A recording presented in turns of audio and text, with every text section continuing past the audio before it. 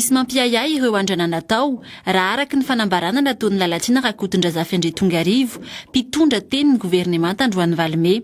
Noho izany dia averina tsapainy ireo olona 5 voalaza fa mitondra ny tsimikaretina omaly fitome. Tsy nisy ihany koa ny antontanisa ofisialy navoaka ny tolakandro fa miandry ireo valina andrana vaovao no tondsaina tetsy amin'ny Centre d'infectiologie Charles Mérieux.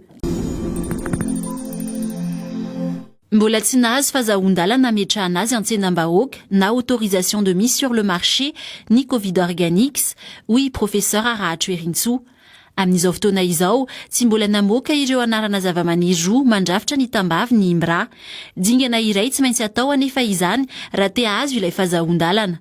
Fahazahon-dalana vonjy maika no navoaka ny fitondrana ahafahana mivarotra sy manjifa ity tambavy no atsaraina ity. Fiara miisa 7 izay taxi Brosy 5 sy fiara madinika 3 no tratehaky ny polisy tetsy amin'ny Fasan'ny Karana sy Avoloa raha saika iondrana antsokosoka ivoaka ialana Andrenivohitra raha araka ny tatra navoaka ny polisy pirenena Androany Valome. Olona 410 no mandalo fanadihadiana amin'izao fandika an-dalana izao. Tsy nahitana fahazahon-dalana ialan'ny faritra Analamanga moa ireto fiara ireto araka ny tatra ka voatery no kiazana.